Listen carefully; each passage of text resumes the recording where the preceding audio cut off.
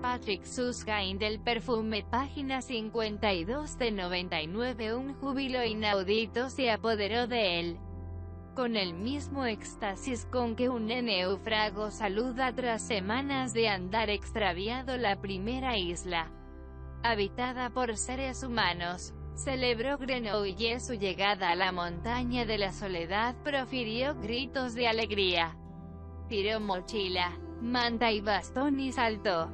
Lanzó los brazos al aire, bailó en círculo, proclamó su nombre a los cuatro vientos, cerró los puños y los agitó, triunfante, contra todo el paisaje que se extendía a sus pies y contra el sol poniente. Con un gesto de triunfo, como si él personalmente lo hubiera expulsado del cielo, se comportó como un loco hasta altas horas de la noche. 25 Pasó los próximos días insoléntos en la montaña, porque veía muy claro que no abandonaría con facilidad aquella bendita región.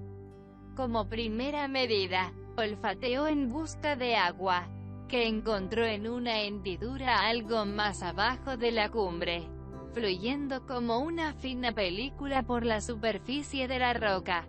No era mucha, pero si la mía con paciencia durante una hora, cubría su necesidad de líquido para todo el día. También encontró comida, pequeñas salamandras y serpientes de agua, que devoraba con piel y huesos después de arrancarles la cabeza. Comía además liquen, hierba y bayas de musgo. Esta forma de alimentación, totalmente discutible desde el punto de vista burgués, no le disgustaba en absoluto. Durante las últimas semanas y meses no había comido productos humanos como pan, salchicha y queso, sino, cuando sentía hambre, todo lo más o menos comestible que encontraba a su paso. No era, ni con mucho, un gourmet. El deleite no le interesaba, a menos que consistiera en el olor puro e incorpóreo. Tampoco le interesaba la comodidad y se habría contentado con dormir sobre la dura piedra. Pero encontró algo mejor. Descubrió cerca del manantial una galería natural que serpenteaba hacia el interior de la montaña y terminaba al cabo de unos 30 metros en un barranco. El final de la galería era tan estrecho que los hombros de Grenouille rozaban la piedra y tan bajo que no podía estar de pie sin encorvarse, pero podía sentarse y, si se acurrucaba, incluso tenderse en el suelo. Esto era suficiente para su comodidad. Además, el lugar gozaba de unas ventajas inapreciables. En el fondo del túnel reinaba incluso de día una oscuridad completa.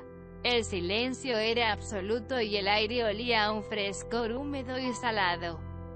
Grenouille supo enseguida por el olor que ningún ser viviente había entrado jamás en esta cueva y tomó posesión de ella con una especie de temor respetuoso.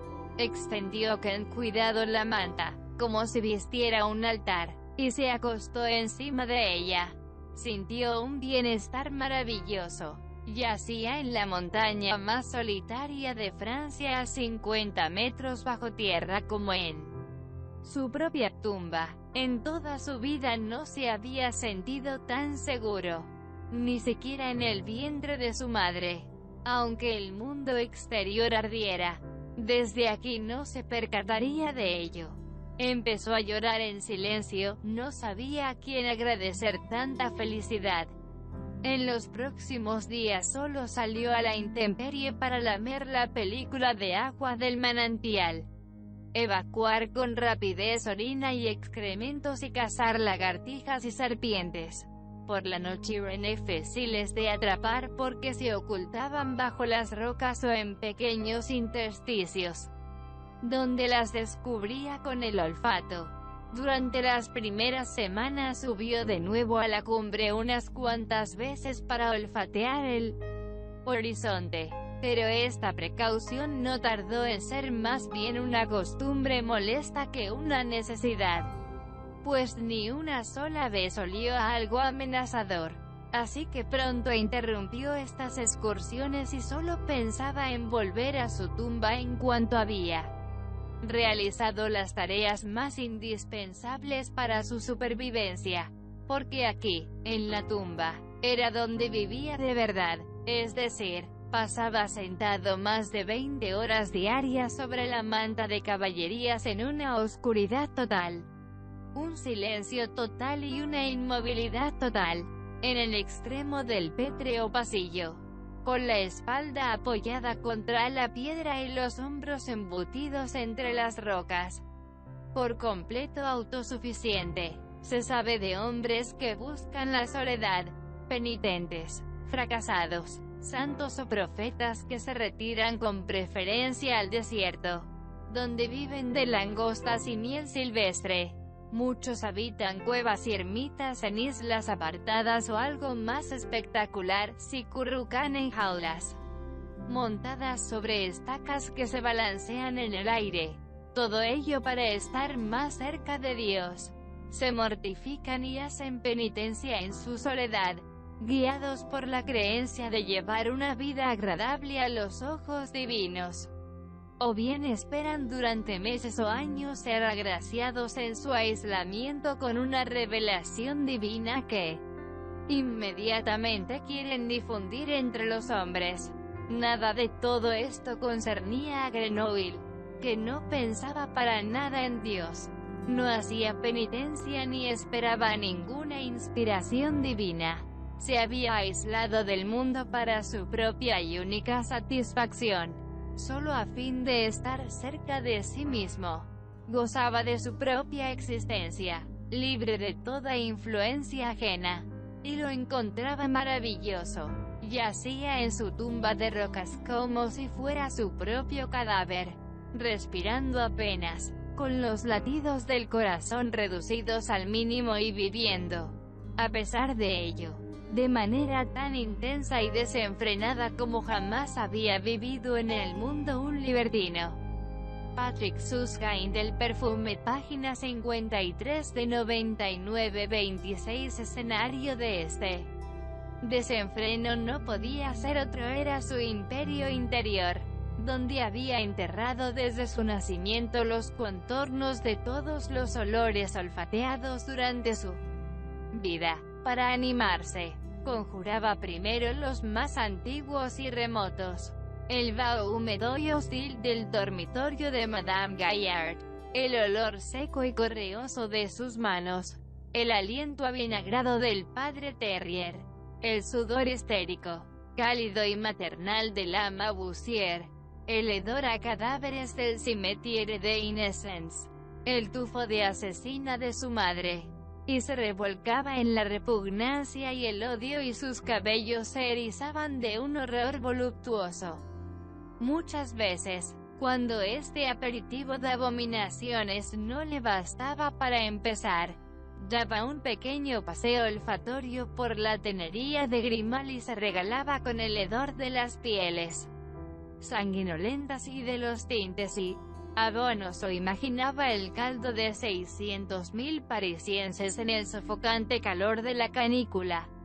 Entonces, de repente este era el sentido del ejercicio. El odio brotaba en él con violencia de orgasmo, estallando como una tormenta contra aquellos olores que habían osado ofender su ilustre nariz. Caía sobre ellos como granizo sobre un campo de trigo. Los pulverizaba como un furioso huracán y los ahogaba bajo un diluvio purificador de agua destilada. Tan justa era su cólera y tan grande su venganza. ¡Ah, qué momento sublime! Grenoble, el hombrecillo, temblaba de excitación. Su cuerpo se tensaba y abombaba en un bienestar voluptuoso, de modo que durante un momento tocaba con la coronilla el techo de la gruta, para luego bajar lentamente hasta ya ser liberado y apaciguado en lo más hondo.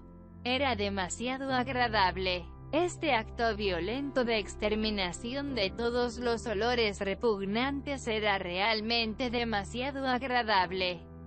casi su número favorito entre todos los representados en el escenario de su gran teatro interior, porque comunicaba la maravillosa sensación de agotamiento placentero que sigue a todo acto verdaderamente grande y heroico. Ahora podía descansar tranquilo durante un buen rato.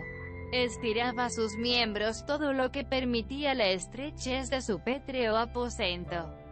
En cambio, interiormente, en las barridas praderas de su alma, podía estirarse a su antojo, dormitar y jugar con delicadas fragancias en torno a su nariz. Un soplo aromático, por ejemplo, como venido de un prado primaveral. Un templado viento de mayo que sopla entre las primeras hojas verdes de las hayas.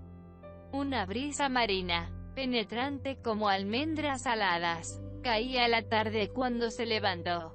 Aunque esta expresión sea un decir, ya que no había tarde ni mañana ni crepúsculo. No había luz ni oscuridad, ni tampoco prado primaveral ni hojas verdes de haya. En el universo interior de Grenoble no había nada, ninguna cosa, solo el olor de las cosas. Por esto, llamar a este universo un paisaje es de nuevo una manera de hablar, pero la única adecuada, la única posible, ya que nuestra lengua no sirve para describir el mundo de los olores. Caía, pues, la tarde en aquel momento y en el estado de ánimo de Grenoble, como en el sur al final de la siesta, cuando el letargo del mediodía abandona lentamente el paisaje y la vida interrumpida quiere reanudar su ritmo. El calor abrasador enemigo de las fragancias sublimes había remitido, destruyendo a la manada de demonios. Los campos interiores se extendían pélidos y blandos en el lascivo sosiego del despertar, esperando ser hallados por la voluntad de su dueño. Y, como ya hemos dicho, Grenoble se levantó y sacudió el sueño de sus miembros. El gran Grenoble interior se irguió como un gigante, en toda su grandiosidad y altura, ofreciendo un aspecto magnífico. Casi era una estima que nadie le viera. Y miró a su alrededor, arrogante y sublime. Sí, era su reino, el singular reino de Grenoble, creado y gobernado por él. El singular Grenoble, devastado por él y erigido de nuevo cuando se le antojaba, ampliado hasta el infinito y defendido con espada flamígera contra cualquier intruso. Aquí solo mandaba su voluntad, la voluntad del grande, del magnífico, del singular Grenoble, y una vez disipados los malos olores del pasado, quería ahora inundarlo de fragancias. Recorrió a grandes zancadas los campos yermos y sembró aromas de diversas clases, tan pronto parco como pródigo, creando anchas e interminables plantaciones y parterres pequeños e íntimos, derramando las semillas a puñados de una en lugares escogidos. Hasta las regiones más remotas de su reino corrió, presuroso, el gran Grenoble, el veloz jardinero, y pronto no quedó ningún rincón en que no hubiera sembrado un grano de fragancia. Y cuando vio que todo estaba bien y que toda la tierra había absorbido la divina semilla de Grenoble, el gran Grenoble dejó caer una lluvia de alcohol, fina y persistente, y enseguida todo empezó a germinar y brotar, de modo que la vista de los sembrados alegraba el corazón. Las plantaciones no tardaron en ofrecer abundantes frutos. En los jardines ocultos crecieron tallos jugosos y los capullos se abrieron en un estallido de pura lozanía. Entonces ordenó el gran Grenoble que cesara la lluvia. Y así sucedió. Y envió el templado sol de su sonrisa por toda la tierra e inmediatamente, en todos los confines del reino, la magnífica abundancia de capullo se convirtió en una única alfombra multicolor consistente en miríadas de valiosos frascos de Patrick Susskind del perfume, página 54 de 99 perfume. Y el gran Grenoble vio que todo estaba bien, muy bien, y el viento de su hachelito sopló por toda la tierra. Y las flores, al ser acariciadas, despidieron chorros de fragancia y mezclaron sus innumerables aromas hasta formar uno solo y universal, siempre cambiante pero en el cambio siempre unido en un homenaje a él. El grande, el único, el magnífico Grenoble, quien, desde su trono en una nube de fragancia dorada, aspiró de nuevo, olfateando su aliento, y el olor de la ofrenda le resultó agradable, y descendió del trono para bendecir varias veces su creación, la cual se lo agradeció con vítores y gritos jubilosos y repetidos chorros de magnífico perfume. Mientras tanto, había oscurecido y las fragancias seguían derramándose y mezclándose con los azules de la noche en notas cada vez más fantásticas. Se preparaba una verdadera fiesta de perfumes, con un gigantesco castillo de fuegos artificiales, brillantes y aromáticos. Sin embargo, el gran Grenoble estaba un poco cansado, así que bostezó y habló: «Mirad, he hecho una gran obra y me complace mucho, pero, como todo lo terminado, ya empieza a aburrirme. Quiero retirarme y, como culminación de este fructífero día, permitirme un pequeño entretenimiento en las semanas de mi corazón».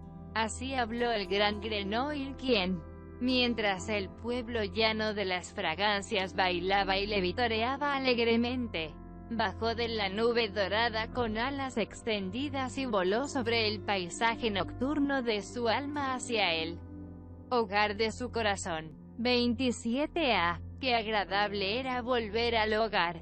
La doble tarea de vengador y creador del mundo representaba un esfuerzo considerable y someterse después durante horas al homenaje de los propios engendros no era el descanso más reparador. Fatigado por los divinos deberes de la creación y la representación, el gran Grenoble ansiaba los goces domésticos. Su corazón era un castillo de púrpura situado en un pedregoso desierto, oculto tras las dunas y rodeado de un oasis pantanoso y de 7 murallas de piedra. Solo volando se podía acceder a él.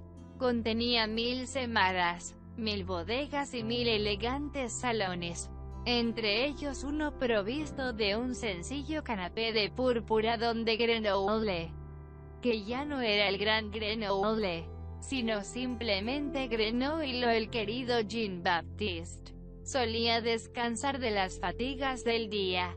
Sin embargo, en las semanas del castillo había estanterías desde el suelo hasta el techo y en ellas se encontraban todos los olores reunidos por Grenoble en el curso de su vida.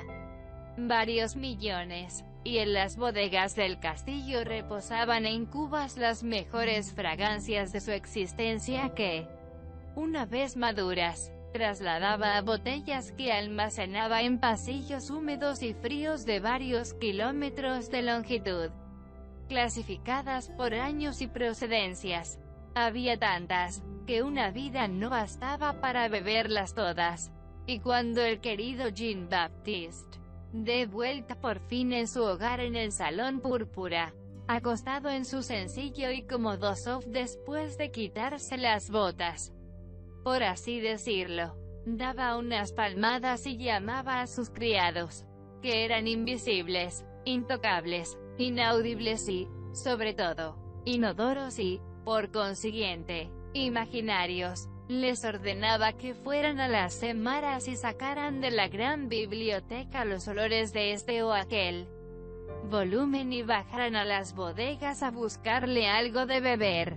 Los criados imaginarios iban corriendo y el estómago de Grenoble se retorcía durante la penosa espera. Se sentía de repente como un bebedor sobrecogido en la taberna por el temor a que por alguna razón le nieguen la copa de aguardiente que ha pedido. ¿Y si las bodegas y semaras se encuentran vacías de improviso? ¿Y si el vino de las cubas se ha vuelto rancio? ¿Por qué le hacían esperar? ¿Por qué no venían? Necesitaba inmediatamente la bebida. La necesitaba con urgencia, con frenesí. Moriría en el acto si no la obtenía. Calma, Jean-Baptiste. Calma, querido. Ya vienen. Ya te traen lo que anhelas. Ya llegan volando los criados, trayendo en una bandeja invisible el libro de los olores y en sus invisibles manos enguantadas de blanco las valiosas botellas. Ahora las depositan con sumo cuidado. Se inclinan y desaparecen. Y cuando le dejan solo por fin, otra vez solo, alarga Jean-Baptiste la mano hacia los ansiados aromas. Abre la primera botella. Se sirve un vaso lleno hasta el borde. Se lo acerca a los labios y bebe. Apura el vaso de olor fresco de un solo trago. Y es delicioso. Es un aroma tan bueno y liberador, que al querido Jean-Baptiste se le anegan los ojos en lágrimas de puro placer y se sirve enseguida el segundo vaso de la misma fragancia. Una fragancia del año 1752. Atrapada en primavera, en el Pont Royal, antes de la salida del sol, con la nariz vuelta hacia el oeste, de donde soplaba un viento ligero. En ella se mezclaban el olor del mar, el olor del bosque y algo del olor de brea de las barcas embarrancadas en la orilla. Era el aroma de la primera noche entera que, sin permiso de Grimal, había pasado vagando por París. Era el aroma fresco del incipiente día, el primer amanecer que vivía en libertad. Entonces este aroma le auguró la libertad para él, le auguró una vida nueva. El Patrick Susskind del perfume, página 55 de 99. Olor de aquella mañana fue para Grenoble un olor de esperanza. Lo conservaba con unción y bebía de él a diario. Cuando hubo apurado el segundo vaso, todo el nerviosismo, todas las dudas y toda la inseguridad le abandonaron y un maravilloso sosiego se apoderó de él. Apoyó la espalda en los blandos almohadones del canapé, abrió un libro y empezó a leer sus recuerdos. Leyó sobre los olores de su infancia, los olores de la escuela, los olores de las calles y de los rincones ciudadanos, los olores de los hombres, y le recorrieron agradables escalofríos porque los olores conjurados eran, sin duda, los aborrecidos, los exterminados. Siguió leyendo el libro de los olores nauseabundos con un interés mezclado con repugnancia, hasta que ésta superó a aquel, obligándole a cerrar el libro, apartarlo de sí y elegir otro. Al mismo tiempo iba sorbiendo sin pausa las fragancias nobles. Tras la botella del perfume de la esperanza, descorchó una del año 1744. Llena del cálido aroma de madera que flotaba ante la casa de Madame Gaillard. Y después de esta bebió una botella de aromas de una noche de verano, impregnadas de un denso perfume floral, recogido en el lindero de un parque en Saint-Germain-des-Prés el año 1753. Se hallaba ahora saturado de olores y sus miembros se apoyaban cada vez con más fuerza en los almohadones. Una embriaguez maravillosa le nublaba la mente y, sin embargo, aún no había llegado al final de la orgía. Sus ojos ya no podían leer. Hacía rato que el libro le había resbalado de las manos, pero no quería terminar la velada sin haber vaciado la última botella, la más espléndida, la fragancia de la muchacha de la Rue de Marais. La bebió con recogimiento, después de sentarse para este fin muy erguido en el canapé. aunque le costó hacerlo porque el salón púrpura oscilaba y daba vueltas a su alrededor con cada movimiento, en una posición de colegial, con las rodillas y los pies muy juntos y la mano izquierda sobre el muslo izquierdo. Así bebió el pequeño Grenoble la fragancia más valiosa de las bodegas de su corazón, vaso tras vaso, y se fue entristeciendo cada vez más. Sabía que bebía demasiado, sabía que no aguantaba lo bueno en tanta cantidad y, no obstante, bebió hasta vaciar la botella. Avanzó por el pasaje oscuro de la calle hasta el patio interior. Se acercó al resplandor de la vela. La muchacha estaba sentada, partiendo ciruelas amarillas. A lo lejos explotaban los cohetes y petardos de los fuegos artificiales.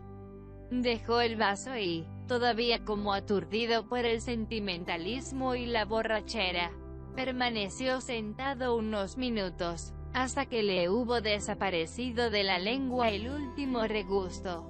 Tenía la mirada fija y el cerebro tan vacío como la botella. Se dejó caer súbitamente de lado sobre el canapé y quedó al instante sumido en una especie de letargo. De modo simultáneo dormía a su vez el Grenoble exterior sobre su manta de caballerías y su sueño era tan profundo como el del Grenoble interior, porque los hercúleos actos y excesos de este habían acotado igualmente a aquel.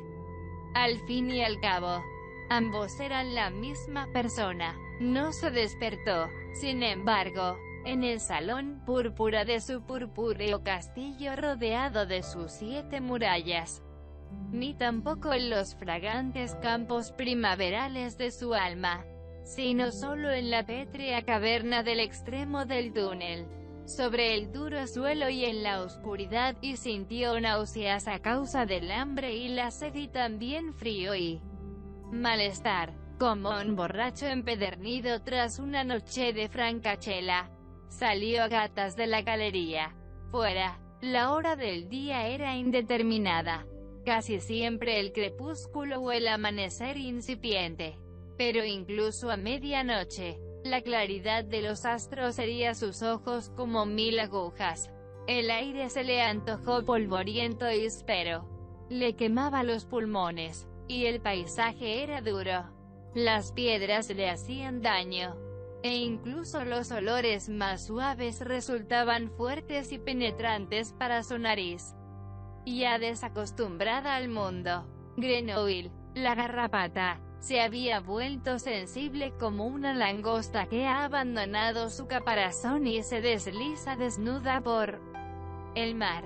Fue al manantial y lamió la humedad de la pared durante 1 o 2 horas. Era una tortura. No se acababa nunca el tiempo en que el mundo real le abrazaba la piel. Arrancó de las piedras unos puñados de musgo y se los metió a la boca. Se puso en cuclillas y cagó mientras devoraba deprisa. Deprisa. Todo tenía que ir deprisa y, como perseguido, como si fuera un pequeño animal de carne blanda y en el cielo ya planearan los azores. Volvió corriendo a su caverna del extremo de la galería. ¿Dónde estaba la manta? Allí, por fin, se sintió otra vez seguro. Se apoyó en la pared de piedra. Estiró las piernas y esperó. Ahora debía mantener el cuerpo completamente inmóvil.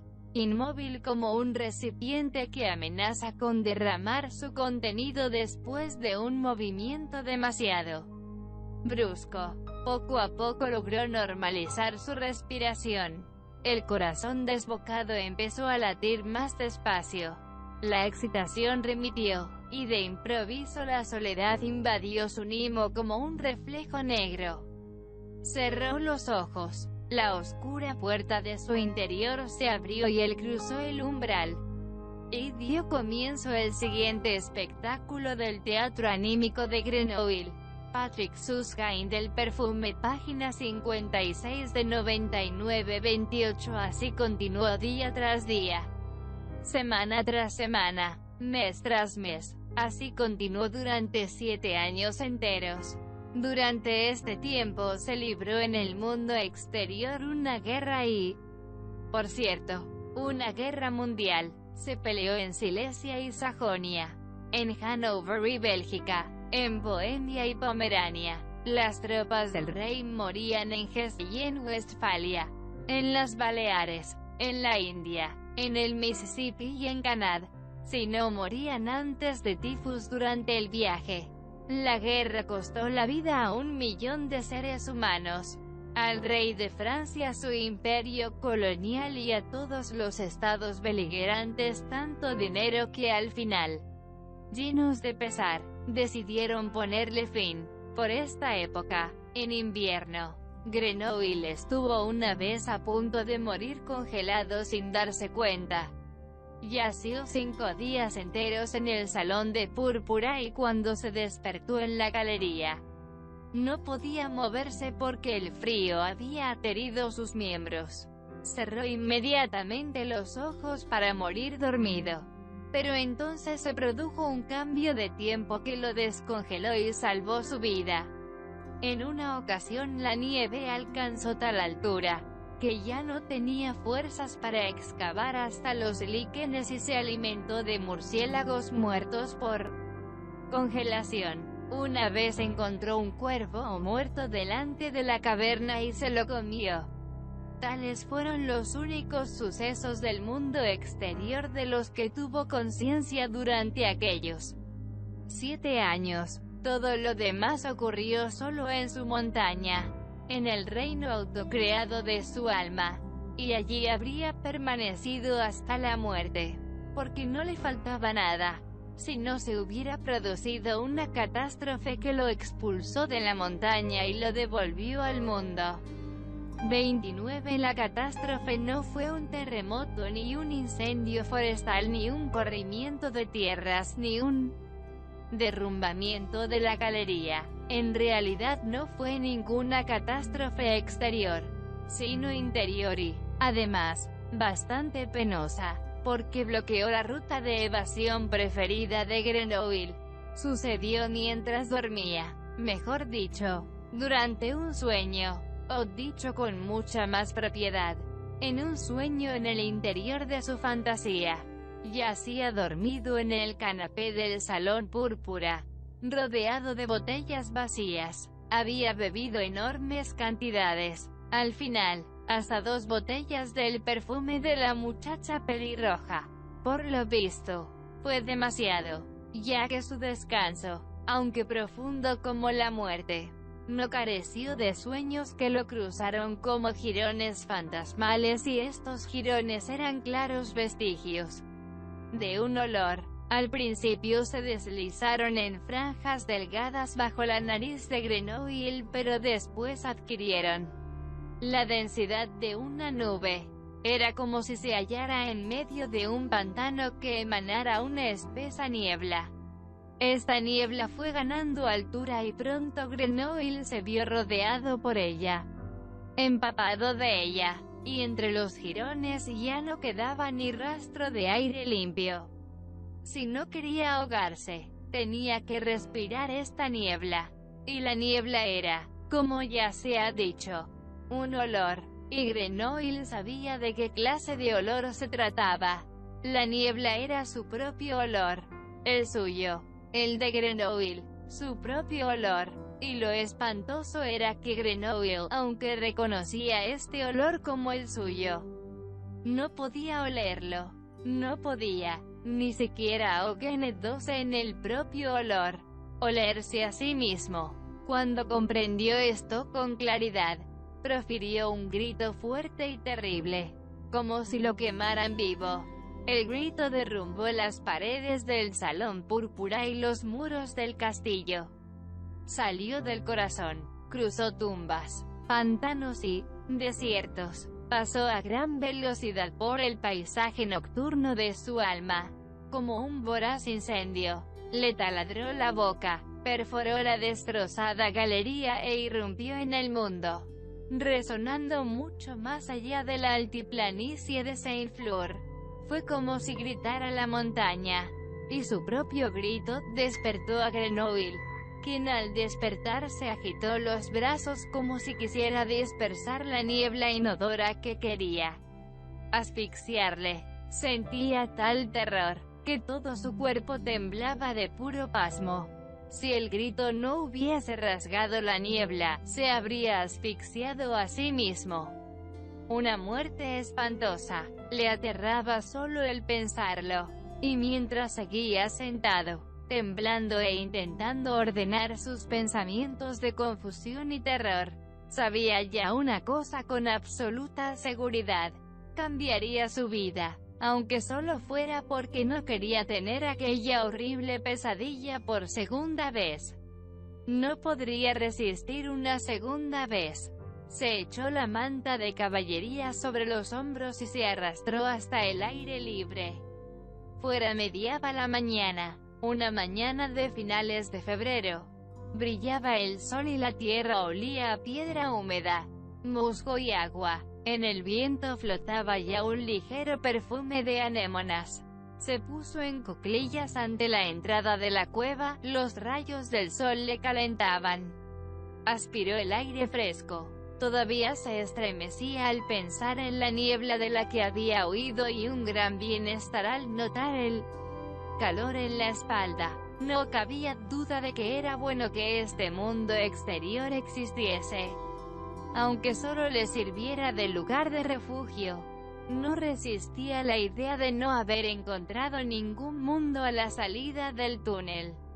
Ninguna luz, ningún olor, nada en absoluto. Solo aquella pavorosa niebla, dentro, fuera y por doquier. Patrick Susskind del perfume, página 57 de 99. La fuerte impresión fue remitiendo poco a poco, así como la sensación de miedo.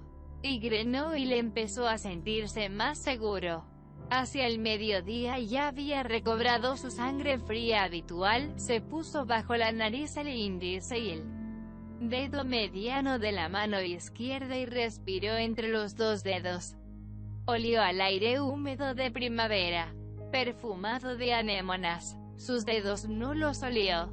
Dio la vuelta a la mano y olfateó la palma.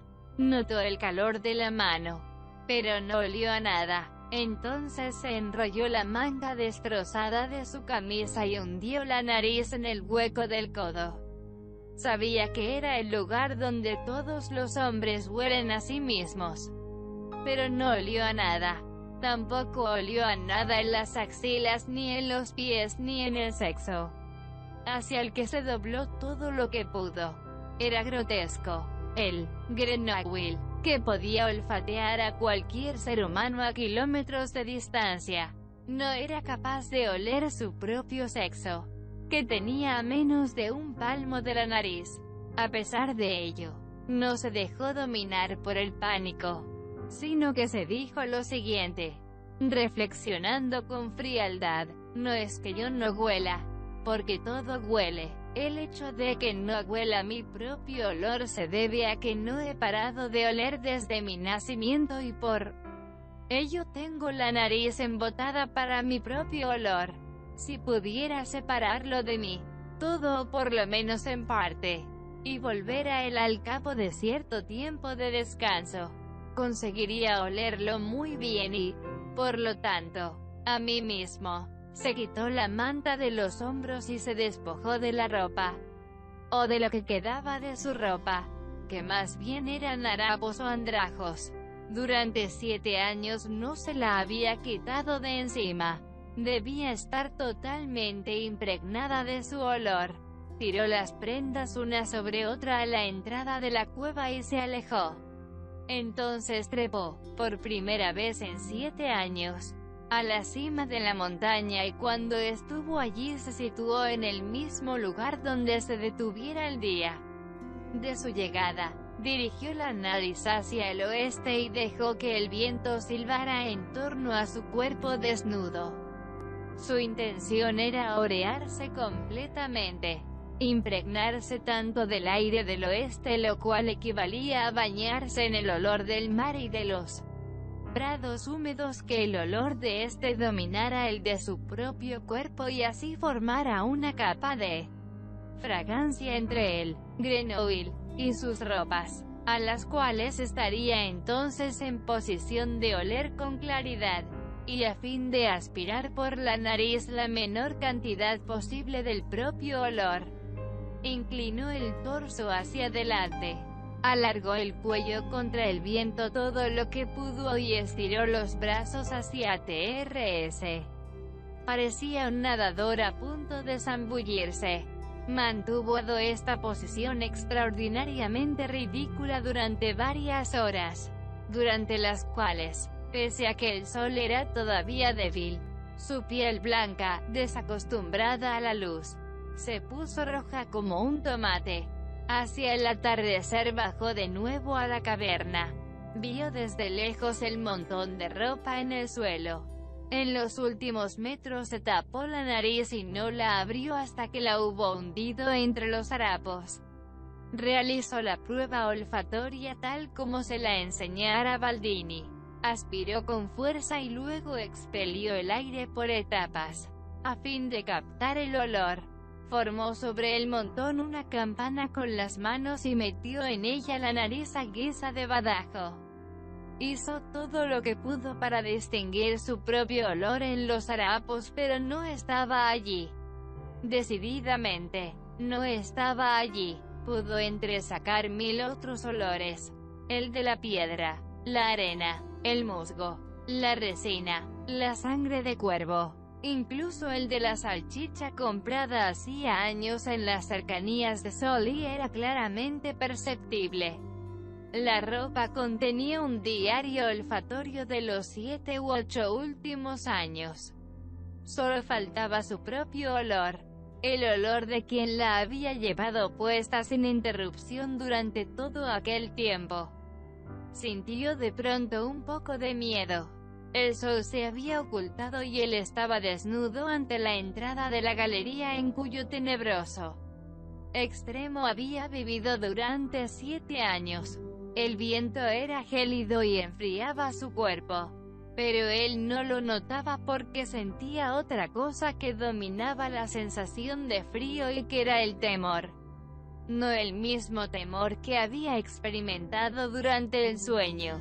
Aquel temor espantoso de asfixiarse a sí mismo que debía ser vencido a cualquier precio y del que había conseguido escapar. El temor que ahora le atenazaba era el de ignorar algo de sí mismo y se trataba de una especie opuesta a la anterior, ya que de este no podía escapar, sino que debía hacerle frente.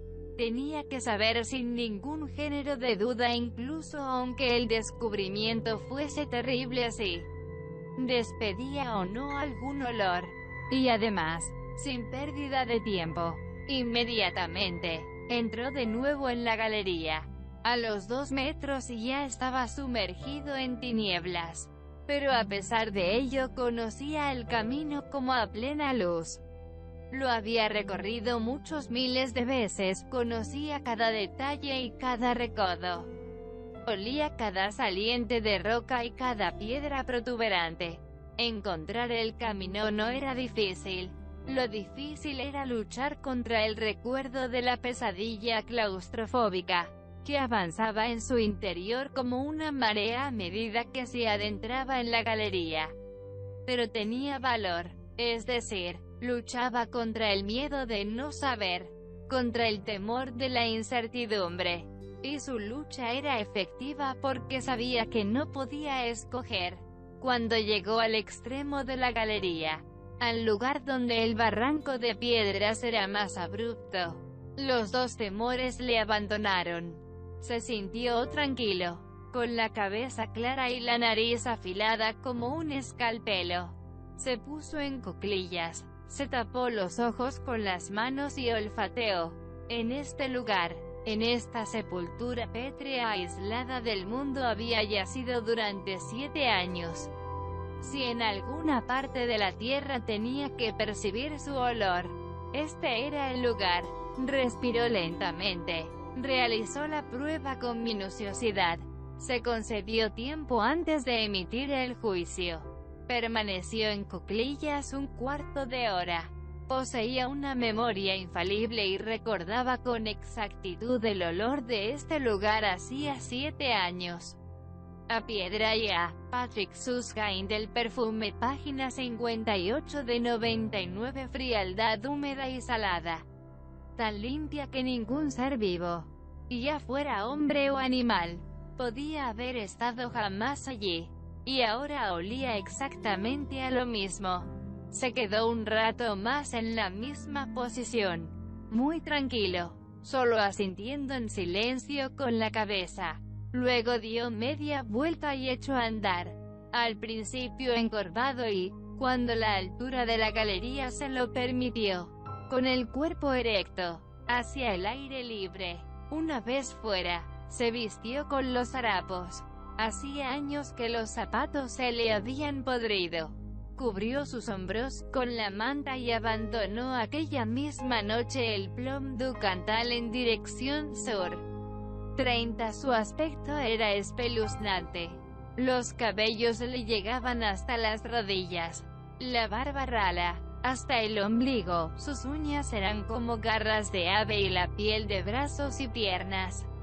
En los lugares donde los andrajos no llegaban a cubrirlos, se desprendía a tiras. Los primeros hombres con quienes se cruzó, campesinos de un pueblo próximo a la ciudad de Pierrefort, que trabajaban en el campo, se alejaron gritando al verle. En la ciudad, en cambio, causó sensación. La muchedumbre se apiñó a centenares para contemplarlo. Muchos lo tomaron por un galeote fugado y otros dijeron que no era un ser humano, sino una mezcla de hombre y oso, una especie de ese tiro. Uno que había navegado en su juventud afirmó que se parecía a los miembros de una tribu de indios salvajes de Cayena, que vivían al otro lado del gran océano. Lo condujeron a presencia del alcalde y allí, ante el asombro de los reunidos, enseñó su certificado de oficial artesano. Abrió la boca y contó con palabras un poco incoherentes, pues eran las primeras que pronunciaba. Después de una pausa de 7 años, pero bien inteligibles, que en un viaje había sido atacado por bandidos, secuestrado y retenido prisionero durante 7 años en una cueva. En todo este tiempo no vio ni la luz del sol ni a ningún ser humano. Fue alimentado mediante una cesta que una mano invisible hacía bajar hasta él en la oscuridad y liberado por fin con una escalera sin que él conociera la razón y sin haber visto jamás a sus secuestradores ni a su salvador. Se inventó esta historia porque le pareció más verosímil que la verdad, como en efecto lo era, ya que semejantes asaltos por parte de ladrones estaban lejos de ser infrecuentes en las montañas de Auvernia, Languedoc y Cíbenes. En cualquier caso, el alcalde levantó acta del hecho e informó del caso al marqués de la Taille y de Espinasse, señor feudal de la ciudad y miembro del parlamento en Toulouse. El marqués, a sus 40 años, ya había vuelto la espalda a la vida cortesana de Versalles para retirarse a sus fincas rurales y dedicarse a las ciencias. A su pluma se debía una importante obra sobre economía nacional dísmica en la cual proponía la supresión de todos los impuestos sobre bienes raíces y productos agrícolas, así como la introducción de un impuesto progresivo inverso sobre la renta, que perjudicaba más que a nadie a los pobres y que le obligaba a un mayor desarrollo de sus actividades económicas. Animado por el éxito de su opúsculo, redactó un tratado sobre la educación de niños y niñas entre las edades de 5 y 10 años y se dedicó a continuación a la agricultura experimental, intentando, mediante la inseminación de semen de toro en diversas clases de hierba, cultivar un producto vegetal animal para la obtención de una leche de mejor calidad, una especie de flor de ubre. Tras cierto éxito inicial que le permitió incluso la elaboración de un queso de leche vegetal, calificado por la Academia de Ciencias de Lyon como un producto con sabor a cabra, aunque un poco más amargo, se vio obligado a interrumpir los experimentos a causa de los enormes gastos que suponía rociar los campos con hectolitros de semen de toro. De todos modos, su contacto con los problemas agrobiológicos no solo despertó su interés por la llamada gleba, sino también por la tierra en general y por su relación con la biosfera. Apenas terminados sus trabajos prácticos sobre la flor de ubre, se entregó con verdadero entusiasmo de investigador a la escritura de un gran ensayo sobre las relaciones entre la proximidad de la Tierra y la energía vital. Su tesis era que la vida solo puede desarrollarse a cierta distancia de la Tierra, ya que ésta emana constantemente un gas putrefacto, un llamado fluido letal que paraliza las energías vitales y tarde o temprano conduce a su extinción. Por esta razón todos los seres vivos tendían a crecer al eje N12 de la Tierra, hacia arriba en lugar de hacia dentro de sí mismos, por así decirlo. Por esto desarrollaban sus partes más valiosas en dirección al cielo: el grano, la espiga, la flor, sus capullos, el hombre, la cabeza. Y por esto, cuando la edad los inclinaba y acercaba de nuevo a la Tierra, eran indefectiblemente víctimas del gas letal, ya que el proceso de envejecimiento los conducía a la muerte y la descomposición. Cuando llegó a oídos del marqués de la Chela y de Espinasse que en Pierrefort habían encontrado a un individuo que había pasado 7 años en una cueva totalmente rodeado, por lo tanto, del elemento de putrefacción tierra, no cupo en sí de gozo y ordenó que Grenouille fuese enviado sin pérdida de tiempo a su Patrick Susskind del perfume, página 59 de 99 laboratorio, donde le sometió a un minucioso examen. Vio confirmada su teoría de la manera más terrífica. El fluido letal había atacado ya de tal modo a Grenouille que su cuerpo de 25 años mostraba claros indicios de deterioro senil. Lo único, explicó Taylor de Espinasse, que había evitado la muerte de Grenouille durante el período de su encarcelamiento era que sin duda le habían alimentado con plantas alejadas de la tierra, seguramente pan y frutas. Ahora su salud solo podía restablecerse eliminando a fondo el fluido letal mediante un aparato de ventilación de aire vital inventado por él, Taylor de Espinasse, que lo guardaba en el sótano de su palacio de Montpellier. Si Grenouille accedía a someterse al experimento científico, él no solo le curaría de su irreversible contaminación de gas terrestre, sino que le pagaría una buena cantidad de dinero. 2 horas más tarde viajaban en el carruaje, aunque los caminos se encontraban en un lamentable estado. Recorrieron las 64 millas que los separaban de Montpellier en apenas 2 días, porque el marqués, pese a su avanzada edad, se encargó personalmente de fustigar a cochero y caballos y no desdeñó ayudar con sus propias manos en las diversas roturas de lanzas y ballestas. Tan entusiasmado estaba con su hallazgo y tan impaciente por presentarlo cuanto antes a un auditorio de expertos. Grenouille, en cambio, no pudo apearse del carruaje ni una sola vez, obligado a permanecer en su asiento envuelto en sus harapos y en una manta impregnada de tierra húmeda y barro. mientras solo recibía como alimento durante todo el viaje tubérculos crudos. De este modo esperaba el marqués conservar unas horas más en su estado ideal la contaminación de fluido terrestre. Una vez llegados a Montpellier, hizo llevar inmediatamente a Grenoble al sótano de su palacio. Envió invitaciones a todos los miembros de la Facultad de Medicina, de la Sociedad Botánica, de la Escuela de Agricultura, de la Asociación de Química y Física, de la Logia Masónica y de las demás sociedades científicas, que en la ciudad ascendían a una docena como mínimo. Y unos días después, exactamente una semana desde que abandonara la soledad de la montaña, Grenoble se encontró sobre un podio en el aula magna de la Universidad de Montpellier para ser presentado como la sensación científica del año a un auditorio de varios centenares de personas. Shelley de Espinasse le describió en su conferencia como la prueba viviente de la verdad de su teoría sobre el letal fluido terrestre, mientras le arrancaba del cuerpo uno a uno los harapos que todavía conservaba. Explicó el efecto devastador producido en Grenoble por el gas putrefacto.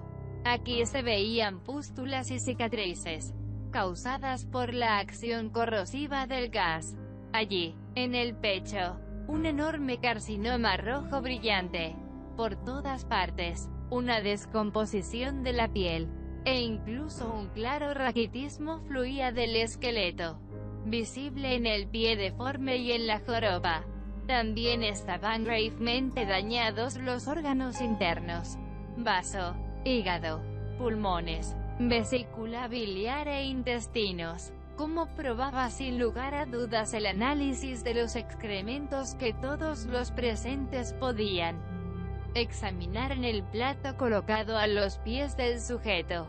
En resumen, todo ello indicaba que el deterioro de las energías vitales a causa de la exposición durante 7 años al fluidum letal había alcanzado tales proporciones que el sujeto, cuyo aspecto, por otra parte, presentaba significativas facciones de topo, debía describirse como un ser más cercano a la muerte que a la vida. No obstante, el ponente se comprometía, mediante una terapia de ventilación en combinación con una dieta vital, a restablecer al moribundo, pues así podía calificársele, hasta el punto de mostrar en el plazo de 8 días signos de una curación completa que saltarían a la vista de todo el mundo, y convocaba a los asistentes para que fueran testigos al cabo de una semana del éxito de este diagnóstico,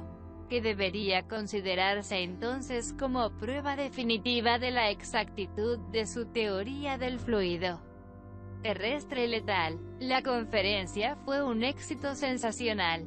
El docto público aplaudió con entusiasmo al ponente y luego desfiló ante el estrado donde se encontraba Grenoble, en su estado de abandono ficticio y con sus antiguos defectos y cicatrices.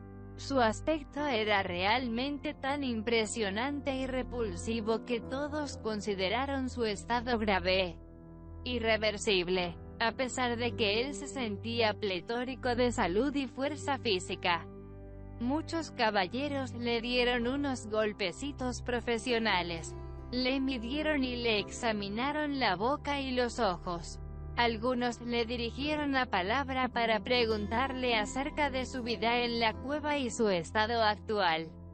Pero él se ciñó estrictamente a las indicaciones previas del marqués, contestando a semejantes preguntas con una especie de estertor y señalando con ambas manos y gestos de impotencia su laringe, como dando a entender que también estaba afectada por el fluidum letal. Cuando hubo concluido la representación, Shelley de Espinasse lo facturó en el carruaje al sótano de su palacio, donde lo encerró. en presencia de varios doctores elegidos de la Facultad de Medicina, en el aparato de ventilación de aire vital, un artilugio hecho con listones de abeto rojo, sin intersticios, en el cual se introducía aire desprovisto del gas letal mediante una chimenea aspiradora que se elevaba a gran altura sobre el tejado. Aire que se renovaba por medio de una válvula de escape de cuero colocada a ras de suelo. Cuidaban de la buena marcha de la instalación un equipo de empleados que se turnaban día y noche, para evitar que se parasen los ventiladores incorporados a la chimenea. Y mientras Grenouille estaba rodeado de este modo por Patrick Susskind del perfume, página 60 de 99, una constante corriente de aire purificador. Cada hora se le servían a través de una pequeña esclusa practicada en la pared lateral alimentos dietéticos de procedencia alejada de la tierra, caldo de pichón, empanada de alondras, guisado de nade, frutas confitadas, pan de una especie de trigo muy alto, vino de los Pirineos, leche de gamuza y mantecado hecho con huevos de gallinas criadas en el tejado del palacio. 5 días duró esta cura mixta de descontaminación y revitalización, al cabo de los cuales el marqués hizo detener los ventiladores y llevar a Grenouille a una semana de baño donde lo sumergieron en agua de lluvia templada durante varias horas y a continuación lo lavaron de pies y a cabeza con jabón de aceite de nuez procedente de la ciudad andina de Potosí. Le cortaron las uñas de manos y pies. Le cepillaron los dientes con cal pulverizada de los Dolomitas. Lo afeitaron. Le cortaron y peinaron los cabellos y se los empolvaron. Avisaron a un sastre y un zapatero y vistieron a Grenouille con una camisa de seda de chorrera blanca y puños blancos encañonados, medias de seda, levita, pantalones y chaleco de terciopelo azul, y lo calzaron con bonitos zapatos de piel negra, con hebilla, el derecho de los cuales disimulaba hábilmente el defecto del pie. Con sus propias manos maquilló el marqués el rostro lleno de cicatrices de Grenouille, usando colorete de talco. Le pintó labios y mejillas con carmín y prestó a sus cejas una curva realmente distinguida con ayuda de un carboncillo de madera de tilo. Por último, le salpicó con su perfume personal, una fragancia de violetas bastante sencilla. Retrocedió unos pasos y necesitó mucho tiempo para expresar su satisfacción con palabras. Monsieur empezó por fin. Estoy entusiasmado conmigo mismo. Estoy impresionado por mi genialidad. Ciertamente, no he dudado nunca de mi teoría fluidal. Por supuesto que no, pero me impresiona verla corroborada de forma tan magnífica por la terapia aplicada. Erais un animal y he hecho de vos un ser humano. Un acto verdaderamente divino. Permitidme que me emocione. Poneos delante de aquel espejo y contemplad vuestra imagen. Reconoceréis por primera vez en vuestra vida que sois un hombre. No un hombre extraordinario ni sobresaliente en modo alguno, pero sí de un aspecto muy pasable. Hacedlo, Monsieur. Contemplaos y asombraos del milagro que he realizado en vos. Era la primera vez que alguien llamaba Monsieur a Grenouille. Fue hacia el espejo y se miró. Hasta entonces no se había visto nunca en un espejo. Vio a un caballero vestido de elegante azul, con camisa y medias blancas, y se inclinó instintivamente, como siempre se había inclinado ante semejantes caballeros. Sin embargo, se inclinó a su vez, y cuando Grenouille se irguió, él hizo lo propio, tras lo cual permanecieron ambos mirándose con fijeza. Lo que más desconcertaba a Grenoble era el hecho de ofrecer un aspecto tan increíblemente normal. El marqués tenía razón. No sobresalía en nada, ni en apostura ni tampoco en fealdad. Era un poco bajo. Su actitud era un poco torpe y su rostro un poco inexpresivo. En suma, tenía el mismo aspecto que millares de otros hombres, si ahora bajaba a la calle. Nadie se volvería a mirarle. Ni siquiera él mismo le llamaría la atención un hombre así, si se cruzaba con él por la calle. A menos que, al olerle, se percatara de que aparte del perfume de violetas no olía a nada. Como el caballero del espejo y él mismo. Y, no obstante, solo hacía 10 días que los campesinos habían huido gritando ante su aparición. Entonces no se sentía diferente de ahora y ahora. Si cerraba los ojos, no sentía nada diferente de entonces. Aspiró el aire que emanaba de su persona y olió el mediocre perfume, el terciopelo y la piel recién lustrada de sus zapatos. Olió la seda, los polvos, la pintura y el débil aroma del jabón de Potosí. Y supo de repente que no había sido el caldo de pichón ni el artilugio de aire purificador lo que había hecho de él un hombre normal, sino única y exclusivamente las ropas, el corte de pelo y un poco de maquillaje. Abrió los ojos, parpadeó y vio que el caballero del espejo parpadeaba como él y esbozaba una sonrisa con sus labios pintados de carmesí, como si quisiera insinuarle que no le resultaba del todo antipático. Y también Grenoble, por su parte, encontraba bastante agradable al señor del espejo. Aquella figura disfrazada, maquillada e inodora, por lo menos, tuvo la impresión de que podía, perfeccionando un poco la máscara, causar un efecto en el mundo exterior del que él, Grenoble, nunca se habría creído capaz. Hizo a la figura una inclinación de cabeza y vio que ella, al devolverle el saludo, hinchaba a hurtadillas las ventanas de la nariz. 31 Al día siguiente el marqués se disponía en aquel momento a enseñarle los gestos, posturas y pasos de baile más necesarios para la inminente recepción social.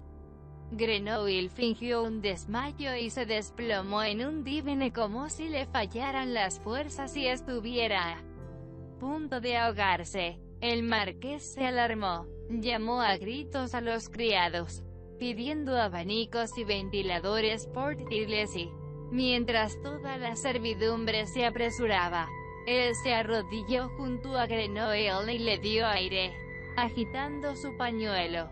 Patrick Suskind del perfume, página 61 de 99, perfumado de violetas y conjurándole, suplicándole incluso, que se levantara, que no exhalara su último aliento precisamente ahora, sino que esperase a ser posible hasta pasado mañana, pues de lo contrario la supervivencia de la teoría del fluido letal correría un gravísimo peligro. Grenoble se volvió y retorció, jadeó, gimió, agitó los brazos contra el pañuelo, se dejó caer por fin de modo muy drástico del diván y se acurrucó en el rincón más alejado del aposento. «Este perfume no», gritó con sus últimas fuerzas.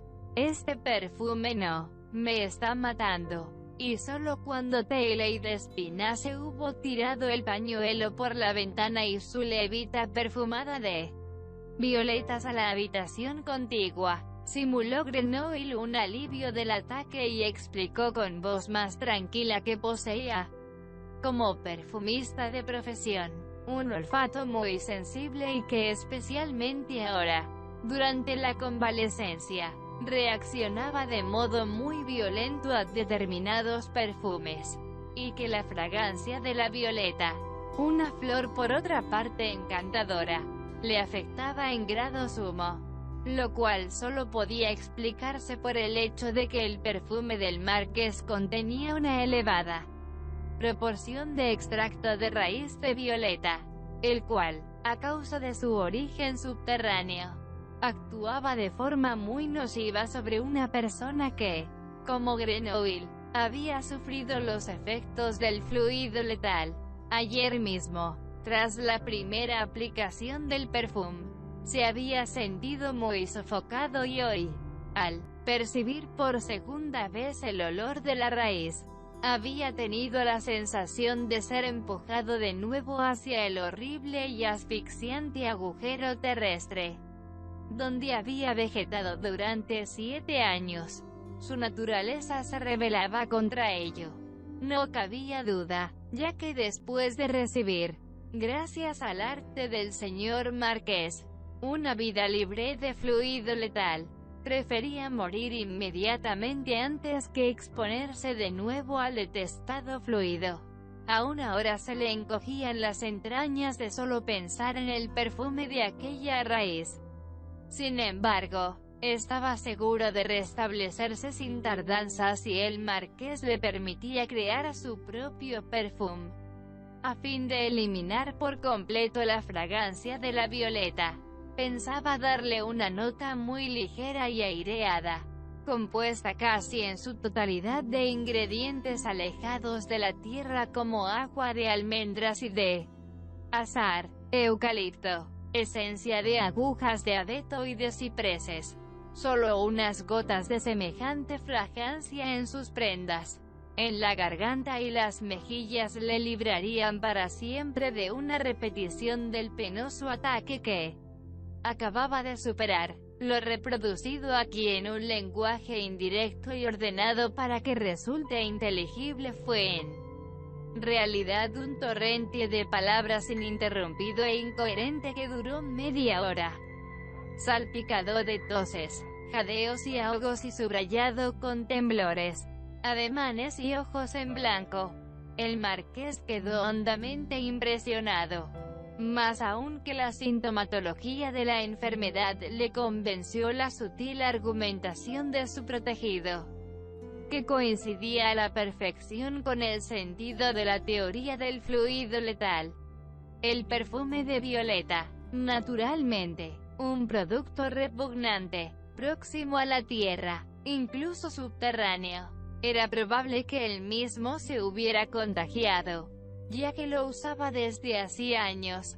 No tenía idea de que día tras día se había ido acercando a la muerte a través de aquella fragancia.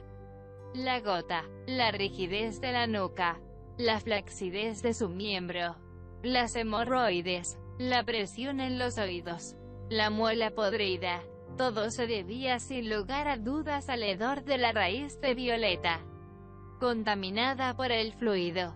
Y había tenido que ser este ser pequeño y estúpido, este desgraciado que se agazapaba en el rincón, quien se lo indicara. Se emocionó. Le habría gustado ir hacia él, levantarse y estrecharse contra su esclarecido pecho, pero temía oler aún a violetas, de ahí que volviera a llamar a gritos a los criados para ordenarles que sacaran de la casa todo el perfume de violetas, airearan el palacio entero, descontaminaran sus ropas en el ventilador de aire vital y llevaran en el acto a Grenouille en su silla de manos al mejor perfumista de la ciudad.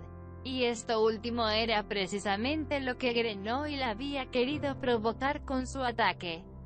La perfumería gozaba de una antigua tradición en Montpellier y aunque en los últimos tiempos había perdido categoría en comparación con su ciudad rival, Grasse, en la población vivían aún varios buenos perfumistas y maestros guanteros. El más renombrado de todos, un tal Runel, se declaró dispuesto, teniendo en cuenta las relaciones comerciales con la casa del marqués de la Chaîne y de Espines, de la cual era proveedor de jabones, esencias y productos aromáticos, a dar el insólito paso de permitir la entrada en su taller al singular oficial de perfumista parisien, que acababa de llegar en la silla de manos y quien, sin explicar nada ni preguntar dónde podía encontrar lo necesario, anunció que ya sabía buscarlo solo.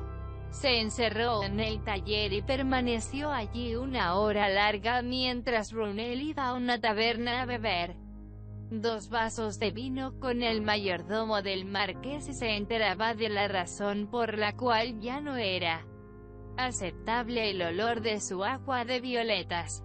El taller y la tienda de Brunel no eran ni mucho menos tan lujosos como lo fuera en su tiempo el establecimiento de perfumería de Baldini, en París, con las escasas existencias de extractos florales, aguas y especias. Un perfumista mediocre no habría podido realizar grandes progresos, pero Grenoble supo enseguida, al primer olfateo, que las sustancias disponibles bastaban para sus fines. No quería crear ningún gran perfume.